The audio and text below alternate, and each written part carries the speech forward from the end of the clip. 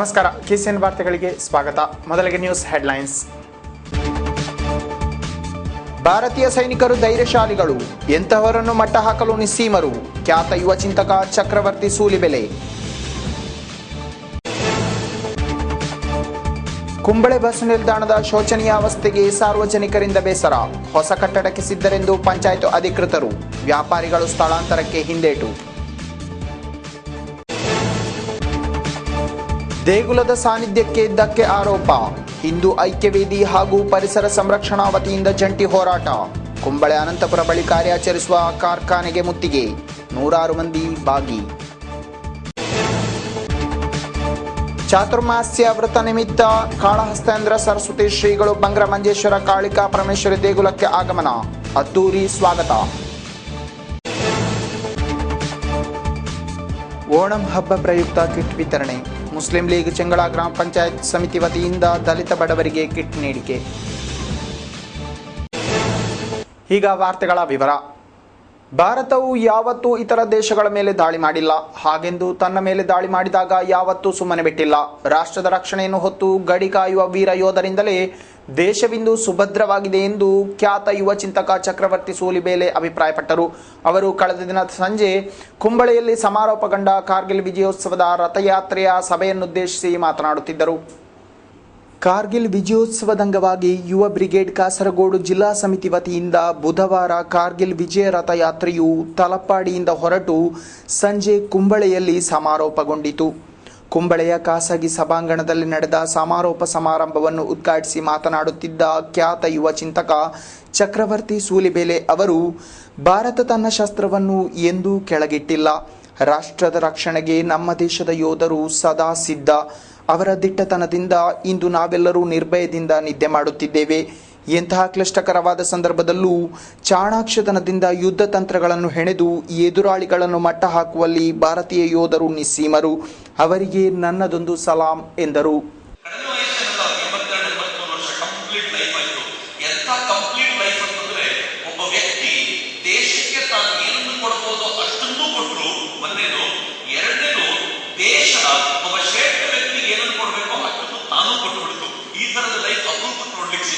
ಕೆಲವರು ತುಂಬಾ ದೇಶ ಕೊಟ್ಟಿರ್ತಾರೆ, ದೇಶ ಉಲ್ಟಾ ಅವ್ರಿಗೇನು ಕೊಟ್ಟಿರಲ್ಲ. ಇನ್ನು ಕೆಲವರು ದೇಶದಿಂದ ತುಂಬಾ ತಗೊಂಡಿರ್ತಾರೆ, ಅವ್ರ ದೇಶಕ್ಕೆ ಏನೂ ಕೊಟ್ಟಿರಲ್ಲ. ಆದ್ರೆ ಈ ಮನುಷ್ಯ ತಾನು ಕೊಟ್ಟರು, ಸಮಾಜಕ್ಕೆ ಬೇಕಾದ ಅದ್ಭುತವಾದ ಜೀವನ. ಅದೇ ಒಂದು ಘಟನೆಯಲ್ಲ, ನನಗೊಂದು 2 ಸಲ ಅವ್ರ ಜೊತೆ ಸ್ಟೇಜ್ ಶೇರ್ ಮಾಡ್ಕೊಳ್ಳುವಂತ ಮಾತಾಡುವಂತ ಅವಕಾಶ ಸಿಕ್ಕಿತ್ತು. ಪುಣ್ಯವಂತ ಅಂತ ಭಾವಿಸ್ಕೊಳ್ತೀನಿ ನಾನು. ಒಂದು ಘಟನೆ ನೆನಪಿಸ್ಕೊಂಡು ಮುಂದಿನ ಕಾರ್ಯಕ್ರಮಕ್ಕೆ ಹೋಗೋಣ. ಯಾಕೆಂದ್ರೆ ಬಹುಶಃ ಈಗ ನೆನಪಿಸ್ಕೊಳ್ಳುವಂತ ಸಮರ್ಥವಾದ ಸಮಯ ಅಂತ. ತಾನೆಂದು ದೇಶದ ರಕ್ಷಣೆ ವಿಷಯದಲ್ಲಿ ರಾಜಕೀಯ ಮಾತನಾಡಲಾರೆ. ರಾಷ್ಟ್ರ ರಕ್ಷಣೆಯ ವಿಷಯದಲ್ಲಿ ಎಲ್ಲರೂ ಒಂದಾಗಬೇಕು. ಅದು ಪ್ರತಿಯೊಬ್ಬ ಭಾರತೀಯನ ಜವಾಬ್ದಾರಿ ಎಂದರು. ಹಿರಿಯ ಧಾರ್ಮಿಕ ಮುಂದಾಳು ಕುಂಬಳೆ ಉಮೇಶ್ ಪೈ ಸಭೆಯ ಅಧ್ಯಕ್ಷತೆ ವಹಿಸಿದರು. ಅಖಿಲ ಭಾರತ ಪೂರ್ವ ಸೈನಿಕ ಪರಿಷತ್ ಅಧ್ಯಕ್ಷ ಸ್ವಾತಂತ್ರ್ಯ ಸೇನಾನಿ KMK ನಂಬ್ಯಾರ್, ಯುವ ಬ್ರಿಗೇಡ್ ಜಿಲ್ಲಾ ಸಂಚಾಲಕ ರಾಮಚಂದ್ರ ಬಲ್ಲಾಳ್ ನಾಟೆಕಲ್ಲು, ಮಹೇಶ್ ಏತಡ್ಕ, ಭಾವನಾ ಶಂಕರಿ, ರಂಗನಾಥ ಕೂಡ್ಲು ಮೊದಲಾದವರು ಮಾತನಾಡಿದರು. ಈ ಸಂದರ್ಭದಲ್ಲಿ ನಿವೃತ್ತ ಯೋಧರನ್ನು ಗೌರವಿಸಲಾಯಿತು. ಕುಂಬಳೆ ಬಸ್ ನಿಲ್ದಾಣ ಕಟ್ಟಡ ಅಪಾಯದಂಚಿನಲ್ಲಿದ್ದು ಪ್ರಯಾಣಿಕರು ಆತಂಕದಿಂದಲೇ ನಿಲ್ದಾಣದಲ್ಲಿ ವಿಶ್ರಾಂತಿ ಪಡೆಯುತ್ತಿದ್ದಾರೆ. ಈ ಕುರಿತು ಸಾರ್ವಜನಿಕರು ಆತಂಕ ವ್ಯಕ್ತಪಡಿಸಿದ್ದು, ಶೀಘ್ರದಲ್ಲೇ ಕಟ್ಟಡ ತೆರವುಗೊಳಿಸಿ ಸಂಬಂಧಿತರು ನೂತನ ಕಟ್ಟಡದೊಂದಿಗೆ ನಿಲ್ದಾಣ ಸ್ಥಾಪಿಸಬೇಕೆಂದು ಆಗ್ರಹಿಸಿದ್ದಾರೆ.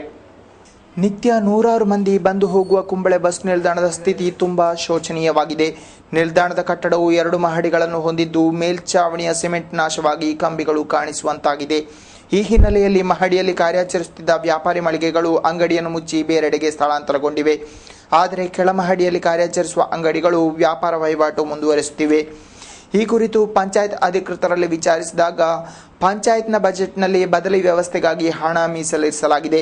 ಆದರೆ ಸೂಕ್ತ ಪರ್ಯಾಯ ಸ್ಥಳ ಲಭಿಸಿಲ್ಲವೆಂಬ ಕಾರಣದಿಂದ ಕೆಲ ವ್ಯಾಪಾರ ಸಮುಚ್ಚಯಗಳು ಕಟ್ಟಡ ತೆರವಿನಿಂದ ಹಿಂದೆ ಸರಿದಿವೆ. ಕಟ್ಟಡ ತೆರವುಗೊಳಿಸಿ ಹೊಸ ಕಟ್ಟಡದೊಂದಿಗೆ ನೂತನ ನಿಲ್ದಾಣ ನಿರ್ಮಾಣ ಮಾಡಬೇಕೆಂಬುದು ಪಂಚಾಯತ್ನ ಆಗ್ರಹ ಎಂದು ತಿಳಿಸಿದರು. ಒಟ್ಟಾರೆಯಾಗಿ ದುರ್ಘಟನೆ ನಡೆದ ಮೇಲೆ ಎಚ್ಚೆತ್ತುಕೊಳ್ಳುವ ಬದಲು ಅಪಾಯ ಎದುರಾಗುವ ಮೊದಲೇ ಪರ್ಯಾಯ ವ್ಯವಸ್ಥೆ ಕಲ್ಪಿಸಿದರೆ ಒಳಿತೆಂಬುದು ಸಾರ್ವಜನಿಕರ ಅಭಿಪ್ರಾಯವಾಗಿದೆ. PSC ಅರ್ಜಿಗಳಿಗೆ ಶುಲ್ಕ ಹೇರಲು ಸರ್ಕಾರದ ಅನುಮತಿ ಕೇಳಿದ KPSC. ಕೇರಳ ಲೋಕಸೇವಾ ಆಯೋಗ ತೀವ್ರ ಆರ್ಥಿಕ ಬಿಕ್ಕಟ್ಟು ಎದುರಿಸುತ್ತಿದ್ದು, ಈ ಹಿನ್ನೆಲೆಯಲ್ಲಿ ಅರ್ಜಿಗೆ ಶುಲ್ಕ ಏರ್ಪಡಿಸಲು ಅನುಮತಿ ಕೋರಿದೆ.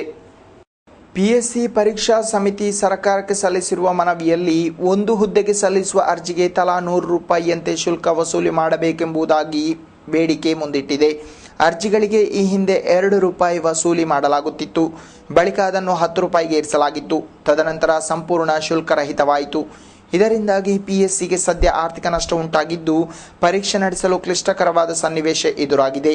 ಕೆಲವರು ನಿರ್ದಿಷ್ಟ ವಿದ್ಯಾರ್ಹತೆ ಹೊಂದಿರದಿದ್ದರೂ ಪರೀಕ್ಷೆಗೆ ಅರ್ಜಿ ಸಲ್ಲಿಸುತ್ತಿರುವುದರಿಂದ ಅರ್ಜಿಗಳ ಸಂಖ್ಯೆಯೂ ಏರಿಕೆಯಾಗಿದೆ. ಈ ಹಿನ್ನೆಲೆಯಲ್ಲಿ ಇಂತಹ ಬೆಳವಣಿಗೆಗಳು ಕಂಡುಬಂದಲ್ಲಿ ಅಂತಹವರನ್ನು ಗುರುತಿಸಿ ಒಂದು ನಿಗದಿತ ಸಮಯದ ತನಕ ಪರೀಕ್ಷೆ ಬರೆಯಲು ನಿಷೇಧಿಸಬೇಕೆಂಬ ಕುರಿತು ಪಿಎಸ್ಸಿ ಚಿಂತಿಸಿದೆ. ದೇಗುಲದ ಸಾನ್ನಿಧ್ಯಕ್ಕೆ ಧಕ್ಕೆಯಾಗುತ್ತಿರುವುದಾಗಿ ಆರೋಪಿಸಿ ಕುಂಬಳೆ ಅನಂತಪುರದಲ್ಲಿ ಕಾರ್ಯಾಚರಿಸುವ ಗೊಬ್ಬರ ಕಾರ್ಖಾನೆಗೆ ಮುತ್ತಿಗೆ ಹಾಕಲಾಯಿತು. ಗುರುವಾರ ಬೆಳಿಗ್ಗೆ ಅನಂತಪುರ ಪರಿಸರ ಸಂರಕ್ಷಣಾ ಸಮಿತಿ ಹಾಗೂ ಹಿಂದೂ ಐಕ್ಯವೇದಿ ಮಂಜೇಶ್ವರ ತಾಲೂಕು ಸಮಿತಿ ನೇತೃತ್ವದಲ್ಲಿ ಮುತ್ತಿಗೆ ನಡೆಯಿತು.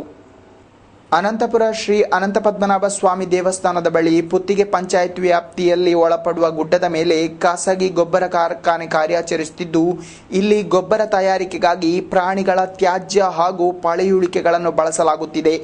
ಇದು ಕ್ಷೇತ್ರದ ಸಾನ್ನಿಧ್ಯಕ್ಕೆ ಧಕ್ಕೆಯಾಗುತ್ತಿದ್ದು ಇದರಿಂದ ಭಕ್ತರ ಭಾವನೆಗಳಿಗೆ ಘಾಸಿಯಾಗಿದೆ. ಆದುದರಿಂದ ತಕ್ಷಣ ಕಾರ್ಖಾನೆ ಪ್ರಕ್ರಿಯೆಗಳನ್ನು ಸ್ಥಗಿತಗೊಳಿಸಬೇಕೆಂದು ಆಗ್ರಹಿಸಿ ಮುತ್ತಿಗೆ ನಡೆಯಿತು. ಹೋರಾಟದ ಅಂಗವಾಗಿ ದೇಗುಲ ಸಮೀಪದಿಂದ ಮೆರವಣಿಗೆಯಾಗಿ ಸಾಗಿ ಕಾರ್ಖಾನೆಗೆ ಮುತ್ತಿಗೆ ಹಾಕಲಾಯಿತು.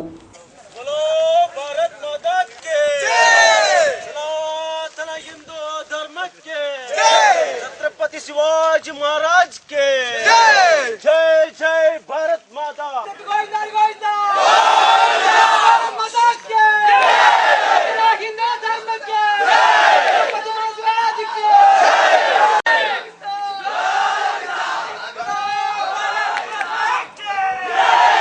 ಹೋರಾಟವನ್ನು ಹಿಂದೂ ಐಕ್ಯ ವೇದಿಕೆಯ ತಾಲೂಕು ರಕ್ಷಣಾಧಿಕಾರಿ ಶಿವಗಿರಿ ಮಠದ ಪ್ರೇಮಾನಂದ ಶ್ರೀಗಳು ಉದ್ಘಾಟಿಸಿದರು.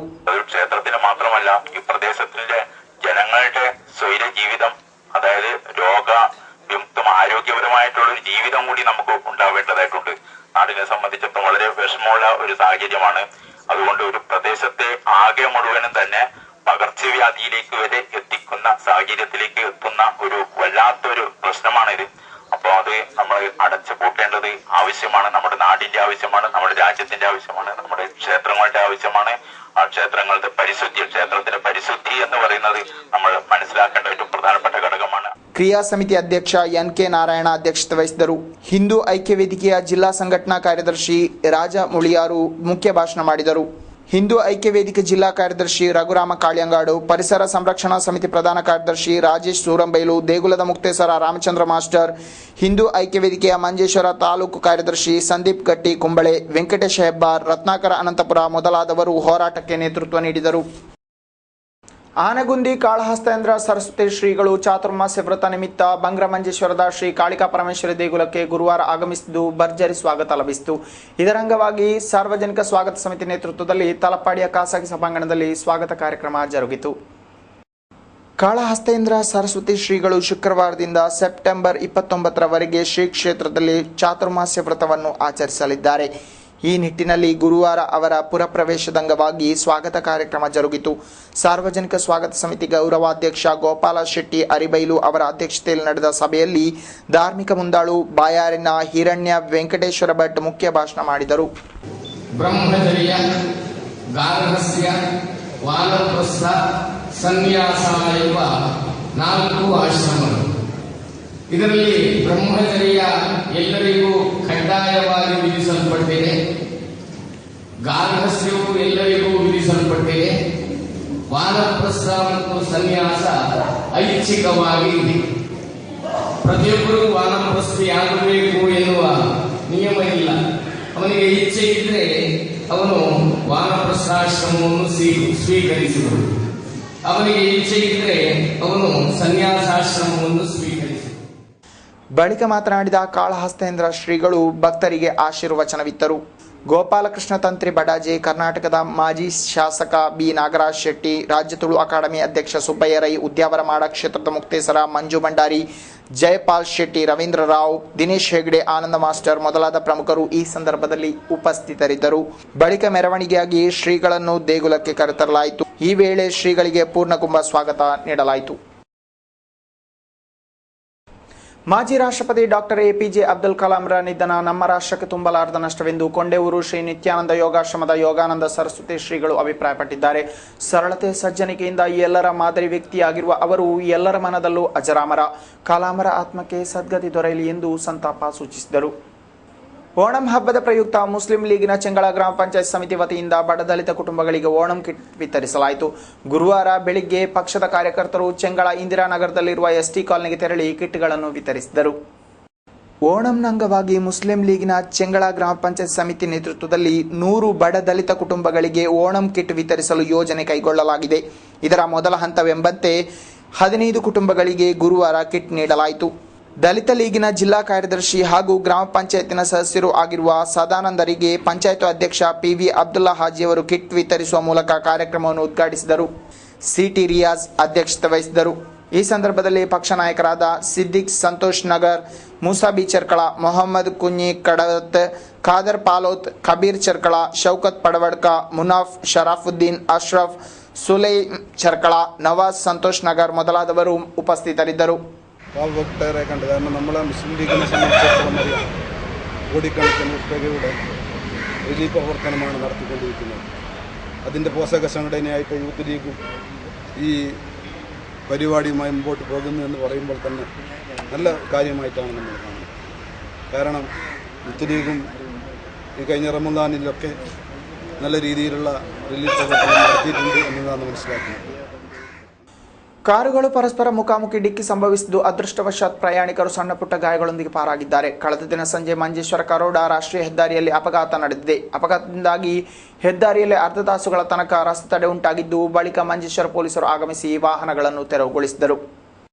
ಉಪ್ಪಳ ಭಾಗದಿಂದ ಮಂಗಳೂರು ಕಡೆ ಹೋಗುತ್ತಿದ್ದ ರಿಟ್ಸ್ ಕಾರು ಹಾಗೂ ತಲಪಾಡಿಯಿಂದ ಕಾಂಜಂಗಾಡಿಗೆ ತೆರಳುತ್ತಿದ್ದ ಸ್ವಿಫ್ಟ್ ಕಾರ್ನ ಮಧ್ಯೆ ಡಿಕ್ಕಿ ಸಂಭವಿಸಿದೆ.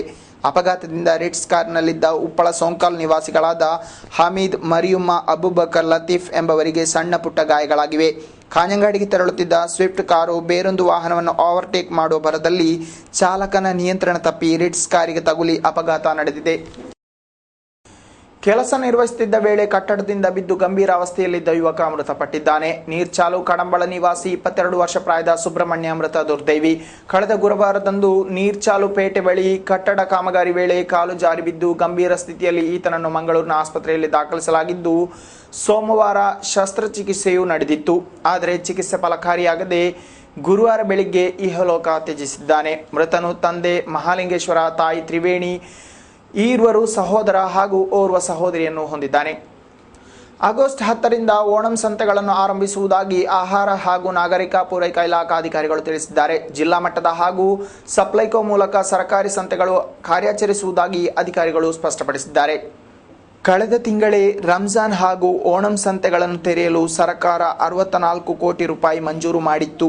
ಇದೀಗ ರಂಜಾನ್ ಮುಗಿದಿದೆ ಹಾಗೂ ಕೆಲ ದಿನಗಳಲ್ಲೇ ಓಣಂ ಹಬ್ಬ ಬರಲಿದ್ದು, ಹಬ್ಬದ ಹಿಂದಿನ ದಿನದ ತನಕ ಓಣಂ ಸಂತೆ ತೆರೆದು ಕಾರ್ಯಾಚರಿಸಲಿದೆ. ಬಿಪಿಎಲ್ ಕುಟುಂಬಗಳಿಗೆ ಓಣಂ ಕಿಟ್ ಹಾಗೂ ಎಲ್ಲಾ ಪಡಿತರ ಗ್ರಾಹಕರಿಗೆ ತಲಾ 1 ಕೆಜಿ ಸಕ್ಕರೆ ನೀಡಲಾಗುವುದೆಂದು ನಿರ್ಧರಿಸಲಾಗಿದೆ ಎಂದು ಅಧಿಕಾರಿಗಳು ತಿಳಿಸಿದ್ದಾರೆ. ಸಂತೆಯಲ್ಲಿ ತೆರೆದ ಮಾರುಕಟ್ಟೆ ದರಕ್ಕಿಂತ ಅಗ್ಗದ ದರದಲ್ಲಿ ಅಗತ್ಯ ಸಾಮಗ್ರಿಗಳನ್ನು ಮಾರಾಟ ಮಾಡಲಾಗುವುದು. ಹಬ್ಬದ ಸಂದರ್ಭದಲ್ಲಿ ಮಧ್ಯವರ್ತಿಗಳ ಲಾಬಿಯಿಂದ ದರ ದುಪ್ಪಟ್ಟಾಗುವುದನ್ನು ತಡೆಯಲು ಅಗತ್ಯ ಕ್ರಮ ಕೈಗೊಳ್ಳಲಾಗಿದೆ ಎಂದು ಅಧಿಕಾರಿಗಳು ಹೇಳಿದ್ದಾರೆ. ಅಪ್ರಾಪ್ತೆ ಬಾಲಕಿ ನಾಪತ್ತೆಯಾಗಿರುವುದಾಗಿ ದೂರು ದಾಖಲಾಗಿದೆ. ಪೆರ್ಲಾ ಹೆಣ್ಮಕಜೆ ಕಾಲನಿ ನಿವಾಸಿ 16ರ ಹರೆಯದ ಬಾಲಕಿ ನಾಪತ್ತೆಯಾದಾಕೆ ಕಳೆದ ದಿನ ಸಂಜೆ ಸಹೋದರಿಯನ್ನು ಕರೆತರಲು ಬಸ್ ನಿಲ್ದಾಣಕ್ಕೆ ತೆರಳುವುದಾಗಿ ತಿಳಿಸಿ ಮನೆಯಿಂದ ಹೊರಟ ಈಕೆ ಮರಳಿ ಬಂದಿಲ್ಲವೆಂದು ದೂರಿನಲ್ಲಿ ತಿಳಿಸಲಾಗಿದೆ. ಬದಿಯಡ್ಕ ಪೊಲೀಸರು ಕೇಸು ದಾಖಲಿಸಿದ್ದಾರೆ. ಕೊನೆಗೆ ಮತ್ತೊಮ್ಮೆ ವಾರ್ತೆಗಳ ಮುಖ್ಯಾಂಶಗಳು. ಭಾರತೀಯ ಸೈನಿಕರು ಧೈರ್ಯಶಾಲಿಗಳು, ಎಂತಹವರನ್ನು ಮಟ್ಟ ಹಾಕಲು ನಿಸ್ಸೀಮರು, ಖ್ಯಾತ ಯುವ ಚಿಂತಕ ಚಕ್ರವರ್ತಿ ಸೂಲಿಬೆಲೆ. ಕುಂಬಳೆ ಬಸ್ ನಿಲ್ದಾಣದ ಶೋಚನೀಯ ಅವಸ್ಥೆಗೆ ಸಾರ್ವಜನಿಕರಿಂದ ಬೇಸರ, ಹೊಸ ಕಟ್ಟಡಕ್ಕೆ ಸಿದ್ಧರೆಂದು ಪಂಚಾಯತ್ ಅಧಿಕೃತರು, ವ್ಯಾಪಾರಿಗಳು ಸ್ಥಳಾಂತರಕ್ಕೆ ಹಿಂದೇಟು. ದೇಗುಲದ ಸಾನ್ನಿಧ್ಯಕ್ಕೆ ಧಕ್ಕೆ ಆರೋಪ, ಹಿಂದೂ ಐಕ್ಯವೇದಿ ಹಾಗೂ ಪರಿಸರ ಸಂರಕ್ಷಣಾ ವತಿಯಿಂದ ಜಂಟಿ ಹೋರಾಟ, ಕುಂಬಳೆ ಅನಂತಪುರ ಬಳಿ ಕಾರ್ಯಾಚರಿಸುವ ಕಾರ್ಖಾನೆಗೆ ಮುತ್ತಿಗೆ, 100 ಮಂದಿ ಭಾಗಿ. ಚಾತುರ್ಮಾಸ್ಯ ವ್ರತ ನಿಮಿತ್ತ ಕಾಳಹಸ್ತೇಂದ್ರ ಸರಸ್ವತಿ ಶ್ರೀಗಳು ಬಂಗ್ರ ಮಂಜೇಶ್ವರ ಕಾಳಿಕಾ ಪರಮೇಶ್ವರಿ ದೇಗುಲಕ್ಕೆ ಆಗಮನ, ಅದ್ದೂರಿ ಸ್ವಾಗತ. ಓಣಂ ಹಬ್ಬ ಪ್ರಯುಕ್ತ ಕಿಟ್ ವಿತರಣೆ. ಮುಸ್ಲಿಂ ಲೀಗ್ ಚೆಂಗಳ ಗ್ರಾಮ ಪಂಚಾಯತ್ ಸಮಿತಿ ವತಿಯಿಂದ ದಲಿತ ಬಡವರಿಗೆ ಕಿಟ್ ನೀಡಿಕೆ. ಇಲ್ಲಿಗೆ ಇಂದಿನ ವಾರ್ತಾ ಪ್ರಸಾರ ಮುಕ್ತಾಯವಾಯಿತು. ಮುಂದಿನ ವಾರ್ತಾ ಪ್ರಸಾರದೊಂದಿಗೆ ಮತ್ತೆ ಭೇಟಿಯಾಗೋಣ. ವಂದನೆಗಳು.